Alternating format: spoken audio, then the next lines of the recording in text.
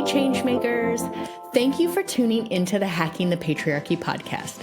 I'm your fervent feminist host, Raven O'Neill, and I get the honors of sitting down weekly with diverse experts from all walks of life to explore ideas, opportunities, and strategies that we can all use to hack our way to better lives within patriarchal societies. If you're ready to hack patriarchal systems and structures, I invite you to join us and help move the needle. Hello, listeners. I am thrilled and honored to welcome Kari Ginsburg to the show today. Kari is a trauma-informed, professional certified executive and life coach through the International Coaching Federation. And she was honored as one of the top 15 coaches in Washington, D.C. in 2024.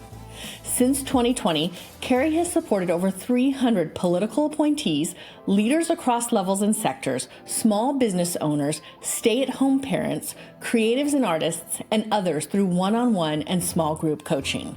She's one of the first 500 people in the world to become a certified change management professional through the Association of Change Management Professionals. And she's a certified civility instructor through ELI and a Hogan personality assessment and DISC facilitator. She's a dog mom and proud aunt, a used bookstore lover, a backyard beekeeper, true crime obsessed, and a brain tumor survivor. Please come together and offer Kari the warmest welcome. Welcome to the show today, Kari. I'm super excited to have you joining me. We are going to be talking a little bit about politics and how women can navigate politics, and also maybe some coaching, since you're a coach in that realm. I think a great starting place for us is to talk a little bit about your background and how we ended up here today. Super. My name is Kari Ginsburg. My pronouns are she, her, hers. I am the founder and unconventional executive coach and co-conspirator of Upwork Coaching, where I support women and femme who want to catapult from lonely to legendary. I very recently, and with great humility, was recognized as a top coach in America by my clients for 2025. And in 2024 and 2025, I was a top executive coach for Washington, D.C., also nominated by my clients. So it makes me giggle every time because I'm just so honored. I'm so moved to be recognized and know that the thing that I recognize, which is coaching, as being a privilege to get up and to support people every day as they are reaching up and out for things that are uniquely and dynamically for themselves. To be recognized as somebody who is supporting impact in these beautiful misfits and outliers and rule breakers, I call them glitter bombs. It means a whole hell of a lot. It really, really does. And so that's what I get up to every day. I'm an executive coach. I offer a lot of different coaching programs and services that are shaped to meet your particular goals and time commitments. Because we're all doing the best we can out in the world. I also do a little bit of consulting on the side in the world of change management and organizational development. I spent a significant part of my career in federal service. I was recruited away to work for a Fortune 500 company. Also, previously in my background, I was a high school English teacher. I worked in event planning. I worked in the box office at a theater. I've had a wild ride to get here. It's certainly been nonlinear. But how do we get here today? Gosh, I'm not even sure. We've had so many conversations, but I think really where it started is we are in a very wonderful community of business owners together, founded by the incredible Lex Roman. The community is called Growth Trackers, and it is a Slack group where people can come in and they can be their whole business selves and ask questions from a place of vulnerability and growth to share and receive with equal generosity. You popped in there posting about the success of the first season of your podcast. I immediately fell in love with it. And we started chatting, and here we are today. We had a lot of conversations up until this point about what we might be able to talk about, and this idea of politics, women in politics, but also women in community. And how do we find safe spaces for ourselves to organize, to support, to champion, to celebrate, to challenge is something that came up again and again in our conversations. And so I'm really looking forward to having more conversation with you about that today. So here we are. I love that. Thank you. That was so thorough. That might have been the most thorough introduction anyone has ever done. And I I see the path on how you ended up where you are. There is it's not linear, but there is you can see how Oh it gets yeah. there. Yeah, people and growth and support and transformation is 100% the pulse of every career decision that I've made. How can I continue to be a people person and support people and organizations through opportunities of transformation? I nerd out about that. So it's I'm glad you can see the line. Sometimes I'm confused, but then I just have to remind myself, nope, it's a joy. This is why we're here. People deserve support. People deserve to be seen, heard, and supercharged and cherished for everything that they're bringing instead of told to adapt or be more like a dude or take up a little less space. I think that's nonsense. So we work together to amplify the things that make us different instead of hide them. Yeah. All right. You had touched on the fact that we have met several times to discuss what this might look like. And I think we kind of settled, we are going to have another episode. We are working on that in the background. But for this episode, I think we came to the conclusion that we're going to talk about community and politics. And no better time than right now. Mm-hmm. I know that we were going to start off the conversation talking about instability, which when we had this conversation several months ago, there was instability and now it's just extreme instability. Yeah. And so talking through how those of us that are engaged are feeling the struggle and maybe wanting to disengage, and how from the coaching perspective, you might support women, diverse individuals who are struggling to continue and to energize and to grow and make meaningful change in a time when honestly we're all tired. Yeah, we're all tired. Everybody's feeling a little lost. People don't know quite where to show up to have the most impact. Like, how do I can't care about everything, so how do I care about one thing fully? And that's very, very real. And I think sometimes, particularly if we are nurturers, if we are empathetic souls, there's a sense of like, if I can only pick one thing, am I letting down everything else, right? Am I letting down everybody else? Truly, if we have to decide on where to focus our energy, where to focus our growth, where we can intentionally show up, feel safe, and have impact and create change, it really starts with you, the individual, right? You, your well-being, your capacity, your values, the things that make you you will help you decide where is the thing that thing. Let me speak more specifically. Where is the cause? Where is the protest? Where is the resistance? Where is the rebellion? If we want to sort of like get more macro as we go, like what is the soul that the thing that really lights your soul up? What is setting you on fire? You choose that. You start there. Because if you try to do everything, you are going to feel frustrated because you won't feel like you're successful in doing anything, right? And you're going to burn yourself out really, really fast. And a burned out soul is of no use to anybody, particularly yourself, right? There's that old adage, you can't make others happy if you yourself are not happy. You cannot change, impact, or grow or help the impact and growth of others if you are not nourishing those areas within yourself. So from a coaching perspective, I invite people to focus on, honestly, what is theirs to carry and what is not. Where can you have impact? Where do you feel passionate about a cause? And what can you contribute? Energy, time, headspace, support, maybe finances if that's within your ability as well. Where can you show up and make it sustainable? Because particularly right now, this is not a sprint, it is a marathon. So we have to take care of ourselves and find a little bit of focus and that will help us feel less lost, I think.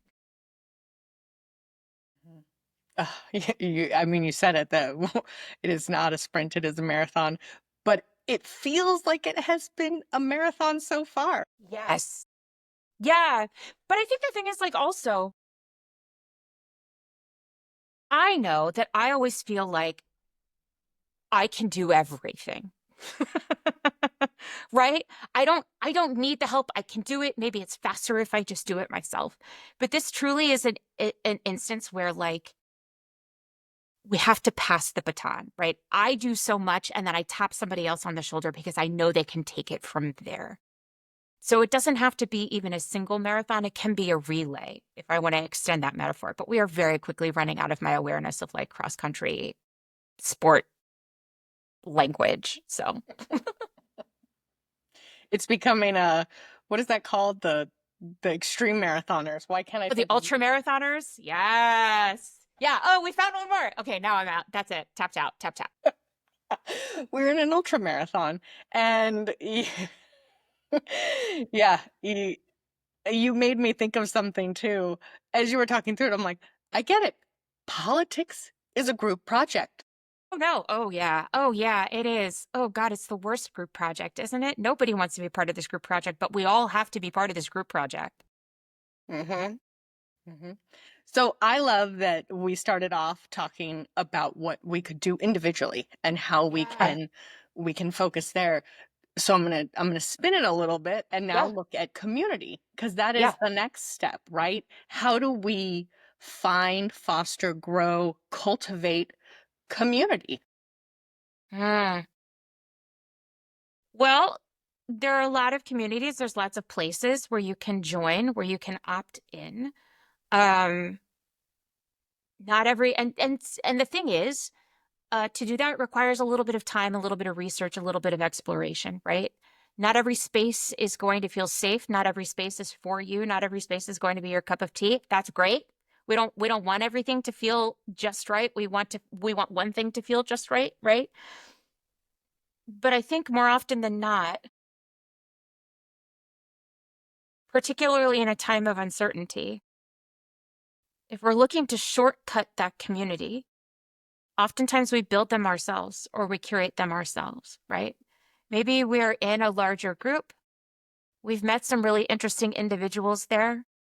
Perhaps the larger group itself is not serving us for whatever reason, but those individuals that you have met become your own sort of mini or micro community, and you take that outside of whatever that platform or container or incubator or whatever you want to call it is. And now you've got your own core group, your own community that you've created for yourself. It doesn't have to be formal. Your community can even, it could be the people who live next door to you. It could be the people who you are in a Slack group with, like you and I are, who show up in community with each other every day. But it could even just be the vibes, right? Like your values are my values, and now we are finding community with one another.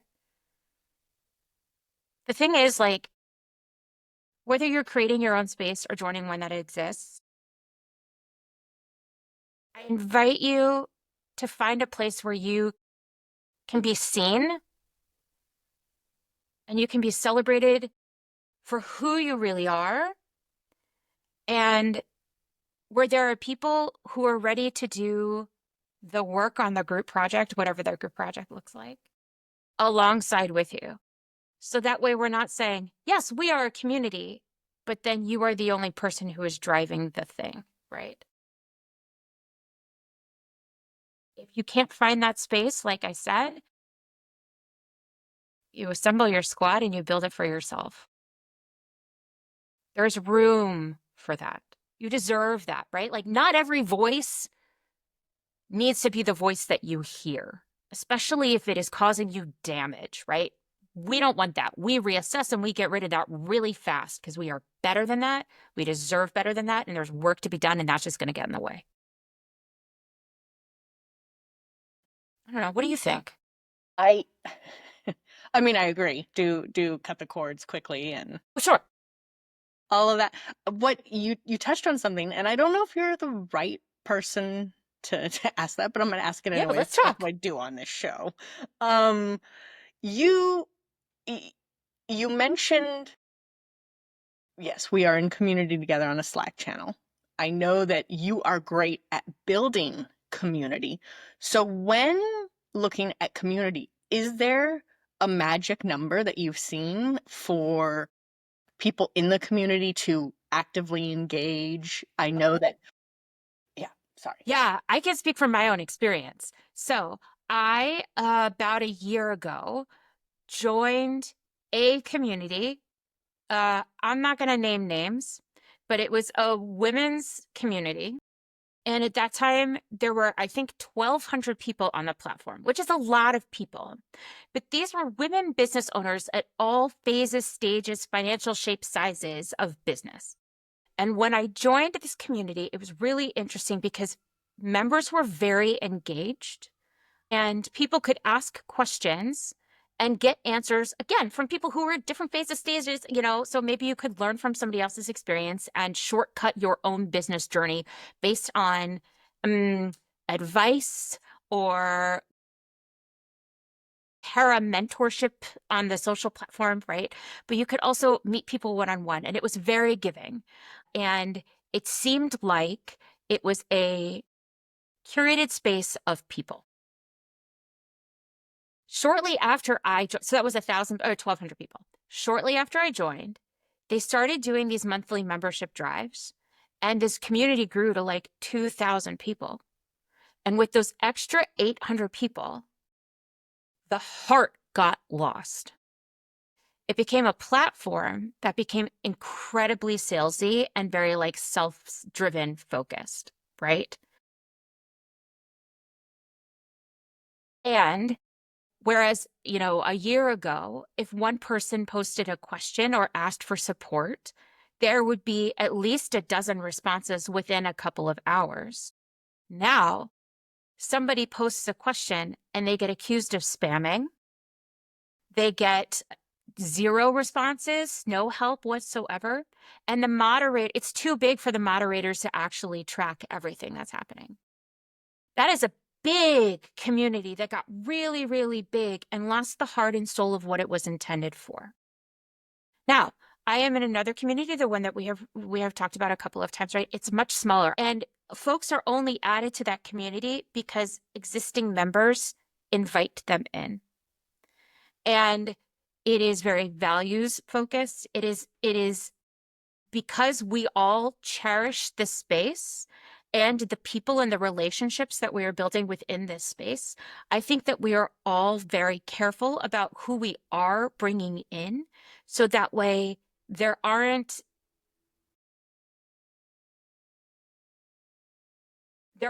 people who are showing up in a way that is completely counter to the culture of the community that we've curated, right? So is there a magic number? No. However, I do think that the commitment of the community members to holding the values or the cultural norms of that community go a very long way, and how they contribute to members coming in and sort of being orientated to that space or engaging with the space. I think that goes a long way towards retaining the heart and soul of the environment. And additionally, I think whomever owns the space actually has to own the space and govern it. And if we are seeing people who are creating spaces that then they start to have this feeling of like money grab, right? People pay for a lot of these places to show up. If there's a sense of a money grab, then your motivation is dollars, it's not community. Your motivation is the bottom line, which is a fine motivator, but maybe that's not what people are buying, right? They're buying the community. They're not buying your bottom line. Now, I'm part of like Facebook communities, right? And those are free spaces, but they are heavily moderated by the people who set them up, who administrate them, because we want them to be safe spaces, right? Somebody is paying attention to what's going on. And if somebody gets out of line, they are warned or they are removed or a post is removed. So not only do we as the community, just in summation, not only do we as the community need to show up and say, like, this is the community and these are our standards, and hold each other accountable in a generous way, but whomever is owning or creating the space also really needs to model the behavior of what we want the experience to be for everybody within that group. I feel like you jumped ahead right into my next question. Yay! I love anticipating. Tell me. It just literally the next question I had, I'm like, ask that next. And you just went right into it, which is when you're in these communities, you had mentioned before, safety. Safety is Yeah. a huge issue. And part of the reason people create these small, curated, highly engaged communities is because of safety. It's for safety. And so when we're looking at safety groups, and I'll use Facebook as an example, I'm in a bunch of Facebook groups too, and most of them are completely unhinged. That is where I go when I want to eat popcorn and watch the soap opera. Like, yes. Let it unfold. And so when we're looking at these communities and cultivating and building safety, how, since you are a community builder and you're part of so many communities, how do you cultivate communities and promote leadership and authenticity and everything that happens in the community? And we can look at that from the standpoint of the person, because you mentioned the person leading it, which, yes, Lex Roman and the people she has moderating are amazing. I'm honored to be a part of that group. If you get an invite to that group, consider yourself the luckiest person on the planet. Yes. And she does that amazing job, but also the community comes in and is, I mean, everyone is highly respectful. Everyone is working towards the same thing. It's a gift from God. It is. If we're talking about God. Sure. Goddess approves. You know, this is such a really interesting question because okay. During the pandemic, there was this conversation that came up around this idea of safe space. We're creating safe spaces for people, right? I have a background in theater. I spend a lot of time in environments where, like, we are rehearsing plays, we are having conversations, we are engaging with each other physically in ways that, like, normal human beings do not engage on a day-to-day basis, right? There is touch, there is emotional connection. We need to figure out an intimacy language that keeps us bodily, emotionally, and psychologically safe in the day-to-day. And over the pandemic, when we were all sort of like at home and welcoming people into our homes, there were conversations about how do we show up as I say our truest, most colorful self. I hate the word authentic. I feel like it's overused. Authenticity doesn't even mean authenticity anymore. So I say true or honest when I talk about, like, genuine behavior. But because we were all on screen, how do we engage with one another in a way that is safe during this period of turmoil, right? I think that we are seeing this conversation come up again now, but in, like, a really dialed up way due to the just, like, hellscape that we're existing in. So there was this conversation that, like, if it's a safe space, I can do or say anything because it's safe. The problem is, wait, can I swear? Yeah, absolutely, please. Okay, just checking. I said Dick in the episode yesterday. Or cool. Today, okay. Sorry. It released today and I said Dick. Well, perfect.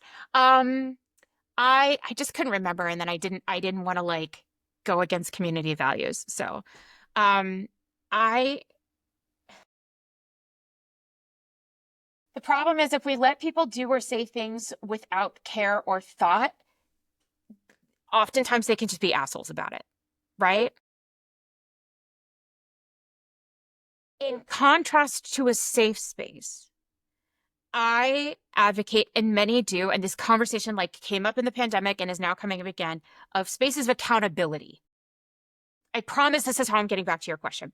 Spaces of accountability. So I can do or I can say what I want to do or say, what I feel safe doing or saying in this space, with the understanding that my intent is going to have impact and somebody might disagree or question me, or if I say something that is some, like, -ism, right? I am going to be called out and called in on my behavior, and we are going to sit in this tension while we learn and grow and then figure out how to come out on the other side together. That is accountable space. Yes, I can do or say something because I feel safe doing it in this little box that we have created, but I can't just say things that are going to trample on other people's feelings and psyche. So I think in these communities, when we are considering leading them, when we are considering building safety, we are not looking for everything is hunky-dory. We are never looking for consensus because consensus is a killer. We don't grow. There's never any thought. There's no interesting discussion. We just is sort of like, boop, boop, boop, boop. I agree. And then we go get a latte. Like, I don't know. I think what it is instead is when we are leading these spaces, we need to be, and when we are entering into these spaces, we need to be clear and we need to have the clarity of what is or is not appropriate behavior. Item 1, what is or is not appropriate behavior? And 2, how can we then engage in meaningful conversation when we disagree? Because it's not going to be name calling. It's not going to be shaming. We are never going to dox anybody. But if I am watching a conversation become more and more unhinged, and I have a strong belief about a thing, can I contribute to the conversation in a way that is meaningful, that is not hurtful, and brings accountability and new perspective to that discussion? Am I watching somebody steamroll somebody else and get the impression that like that person who is being metaphorically, figuratively, whatever, run over, maybe they don't feel safe responding or advocating for themselves. So can I lend my bravery to them in support, not speaking for them, but speaking in behalf or alongside of them? Can I show up and advocate in a way that is true, honest, and genuine to me, that doesn't cause any more harm, and potentially contribute to resolution, impact, change? That's a big question you asked. This is what's going to keep me up tonight. Thank you. You're welcome.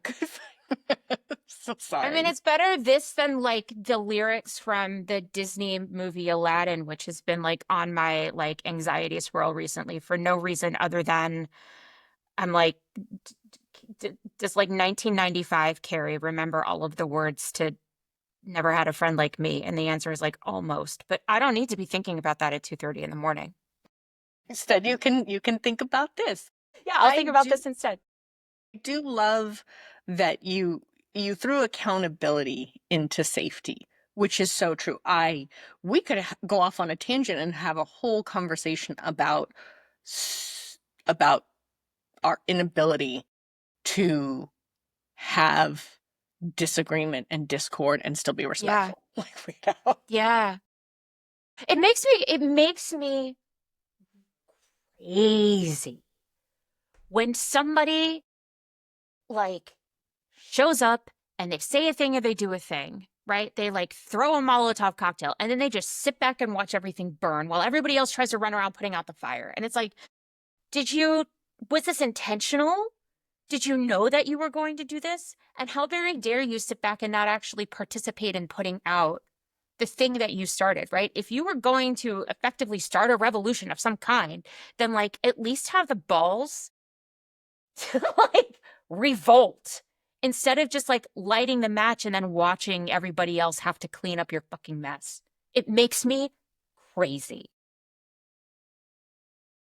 There is our difference. That's how you and I approach things differently. I'm very, very good at being like, no, you know what? Put those blinders on. Yeah. Not your problem. Sure.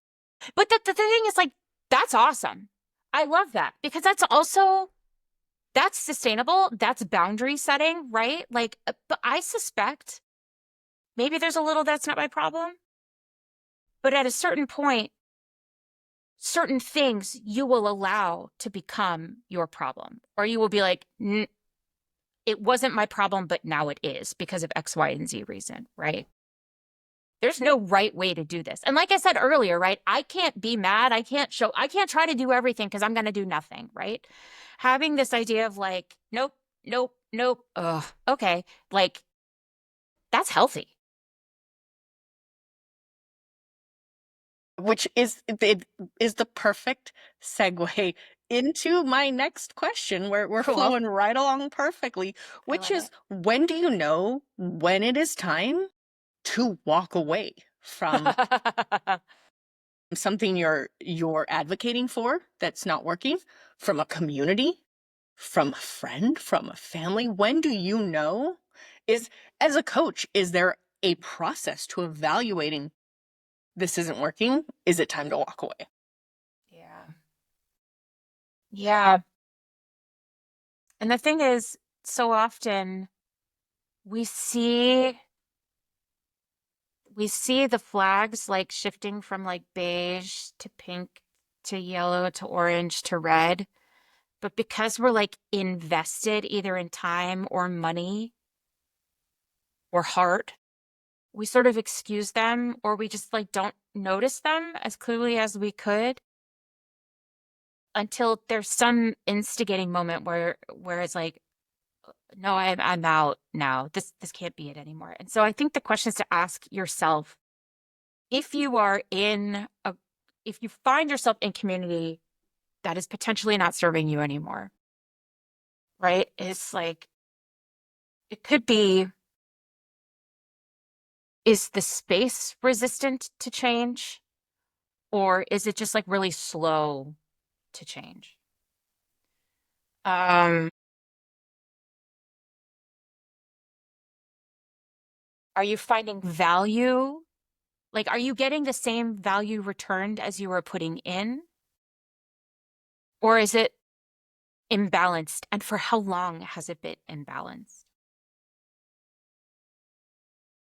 Are you finding that you're able to be your best self, your whole self in this space? Or are you finding that you have to compromise your voice, your volume, your values, voice, volume, values, to continue to be a member?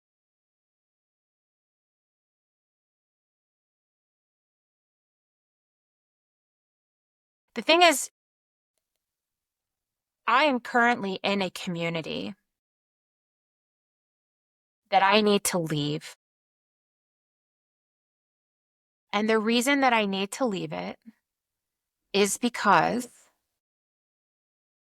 while it is very low cost, I am getting no value. The online component of it, like the chat, the messaging component, is always very, very quiet. There are some co-working spaces on days when I am leading workshops, and so I can't even show up to be like physically with people, and I don't actually know if those sessions happen or not. And I am not finding value, and I'm also finding then that I am not contributing value. And even though it is low dollar, every little bit counts.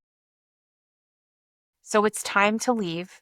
And the thing that is keeping me from actually pulling that trigger is sending the email to say, I need to stop my membership. And that feels to me like a social barrier that I have created for myself, because it's not personal, it's business. So sometimes if you find yourself in a situation and you were thinking, am I not being best served here? One, if you're asking the question, the answer is probably yes, you were not being best served. But two, then I go back to those people that I feel like I am in community with, right? I reach out to a business friend. I might talk to my partner, although his point of view about things is different because he's just in a different world. Like, he's in a very traditional like tech world. So his idea of community is very, very different from mine. but to talk to them, to actually voice the experience and let them reflect back to you what they're hearing, because you'll either be validated or you'll be challenged to think about it in a new way. Sometimes if you need that social proof or the permission to make a decision for yourself, you can rely on those people whose opinions and points of view you trust, because you know that they have your best interests in their heart. You said, first of all, I want to be fully transparent. I am the person that loves to paint red flags green. I'm out there painting all green all the time. It's like my MO. That's amazing. Who doesn't like some good crafting on a Tuesday, you know? It's definitely got to stop, but I am notoriously guilty of it. You said something that I want to look at a little bit more, which was, if you send that email, do you feel like you're going to get pushback? No, that is a story that I am telling myself. That is a story that I'm telling myself. And I've spent so much time in conversation with clients who are doing the same thing that I'm doing right now, right? Which is, I think, maybe a nice way of saying, and a nice little reminder to people that, like, coaches are people too. And we all have our own things that we are working on for improvement. But no, I won't get pushback. But I recognize that as a small business owner, me making a decision that could have financial implications to another small business owner is a big thing, right? There's a lot that goes into that. There's a lot that's tied up in that. And so I will absolutely not get pushback by sending that email. The only pushback is myself. It's just me. Mm-hmm. Which I love, because again, you are really just seamlessly going through this whole conversation I had in my head and doing it. It's the self-fulfilling prophecy today, because Amazing. I was going to ask the next question about, we tend, women specifically, tend to make excuses for the things.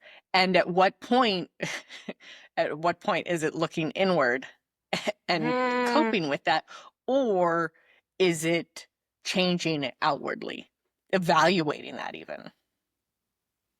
And how do you be a change agent for something you can't control? When we figure that out, we won't be in the mess we're in. That's true. Well, okay. I have some thoughts about that. But can you ask me the first part of your question again? Because my brain just like went off on the latter part. So ask me the former first. Yeah, it was when we might possibly making excuses, how do we evaluate, is it an internal thing or is it an external thing, and how do we approach it? The key is should. should. Should. If the word should I do, or I feel like I should, we have a problem, because should is an external constraint that you are bringing on yourself. Should, I call it the cult of shoulds, right? There's this expectation that, like, I should just know, I should just do. Who fucking says so? So, like, if should is coming into your mental thought process, it is really, really valuable to swap that word out with something else. That will help you cut through the mental noise or the stories that you're telling yourself to make a decision that is values aligned, that is culturally aligned, that is goal aligned, that is you focused, that will help you choose yourself. Should is the word that we listen for. That's the tripwire to know that, like, oop, oop, oop, oop. I am not in the place that I need to be. I'm not in the place that I want to be. Where do I want to be instead? Well, I should be wanting these things. Says who? What, like, let's be specific. What are the things you want? I want community. I want conversation. I want support. I want questions answered. Are you getting all of those things from this group? No. Great. Let's find a different group. I see you nodding your head. Yeah, no, I love that. I'm going to start evaluating my shoulds. Yeah. You know, if we if we had all the time in the world, and I still don't know if we'd make the change, we would really start to watch our language, right? Like so Yes. many things are hidden in what we say. I should, I would, I can. I'm like, let's Mm-hmm. switch the language. I had a coach one time who was not your typical coach. She was more of a spiritual coach, but she consistently was like, "Oh, there it is. Let's just massage that message you just threw out there because Yeah. I consistently exist in, I guess, the maybe. Mm. Hmm. Like all possibilities are open. I'm not. She was constantly shifting my language to be very, what is the word I'm looking for? As if it's already happened or if it's already mine. It wasn't a Oh, question of yeah. could it be? It was yes, it is. Ownership. Yeah. I love that. Affirming language, maybe. Yeah. Yeah. Should, just. Those are two words that we use to hedge our bet, right? It gives us some distance. Because sometimes to make a decision to leave, sometimes to make a decision to stay, it requires more of ourselves than perhaps we're ready to give. So if you're finding yourself shoulding, removing that word, figuring out something in its place, getting really specific, really focused on like what is the actual thing that you think you should or should not be doing, gives you back the power to like focus on an element or what is sustainable or what really means something to you. It gives you the power to reassess instead of just continue on with what is potentially expected. And I'm putting that in little air quotes. Mm-mm-mm. Did you want to circle back to? I don't even remember what I said. That you're like, oh, we're gonna look at that. I don't know if you want to, if you remember. I don't remember what I said. Yo, I don't even remember either. But maybe that means it's just a conversation for a different day. It was big. It was something big. And I was like, oh, It it was directed at we wouldn't be in this mess anyway. But I don't remember what my pre-existing language. It's great. You know what? We will because we are coming up on time. So oh yeah, we okay. can always circle back to that. And who Yeah, knows, maybe it'll come up in our later conversation we're gonna have with a maybe. bunch of women anyway. Yeah. Um I love to wrap up the show with 3 hacks. Now, you threw out a big one there close to the end, which I love, which was evaluating your shoulds and Yeah. watching your shoulds. What else might you throw out as a hack for our listeners to hack politics, community, Yeah. ourselves? Yeah. So as we started our conversation today, we talked about like where do we decide to focus? And so I think that there are 3 questions that are very simple questions that you can use for helping you decide where to focus, where to grow, where to feel safe, where to make meaningful change. And they're so simple, right? So the first question is what? What is the thing that I'm responding to? What is the thing that lights me up? What am I passionate about? So what is question 2. So we know what the thing is. So what am I going to do about it? So where am I going to lean in? So what happens if I don't do this thing? And the third question is, now what? I've identified the thing. I know what sort of the implications or the impacts could possibly be. Now, how am I going to actually move forward with this information that I've got? What? So what? Now what? That is my favorite, like really quick in the moment hack of figuring out where to focus when things feel too big, figuring out where to lean in, maybe politically or from a cause perspective. And my third hack, you ready? This one's fun. This might actually speak to, like, as I was thinking about this, I like the little like back part of my brain that's still a bit lizard started to twitch. So this might go back to the question that neither of us can remember. If you are feeling like things are too big or things are out of control and you just don't know where to focus, there's an exercise that I love called the sphere, S-P-H-E-R-E, not spear like we poke, but sphere like a circle of influence. And you keep this idea in your head, like what feels out of control? What is the thing that is just like, whoa, for you? Get a piece of paper, draw a circle. In the circle, you put everything that is within your power to tangibly impact that thing, right? Actions, behaviors, those go in that circle. Boop, boop, boop, boop. Maybe set a timer for 3 minutes to put those things in your sphere of influence. At the end of those 3 minutes, you then set the clock for 3 more minutes, and outside of the circle, in like maybe a box, you write everything that is completely out of your control, right? I can't control the weather. I can't control the weather.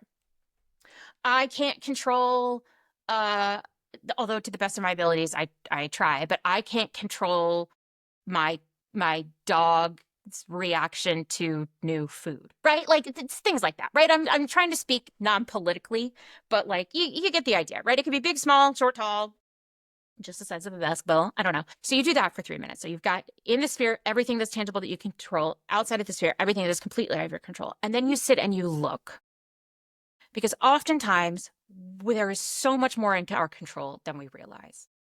You really reflect, you take a look at what's in that circle, because those are the things where you can do what, so what, now what, right? They all tie together. You can evaluate your shoulds in the story that you're telling yourself based on what is in that circle.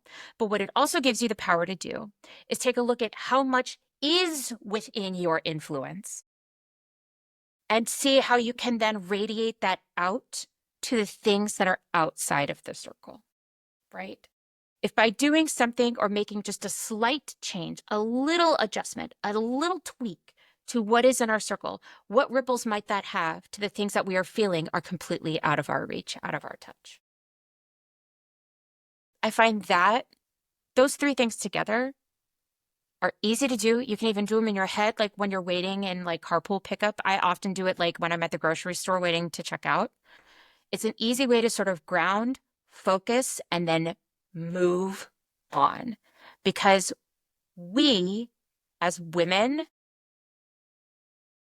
we get to stop asking for permission. We deserve our seats at the table. We can build our own fucking table. And we need to continue to elevate each other in really meaningful, generous ways, because this is how we rise. This is how we reclaim power. And this is how we shift the narrative from being palatable to being powerful and making impact and having change. That was very thorough.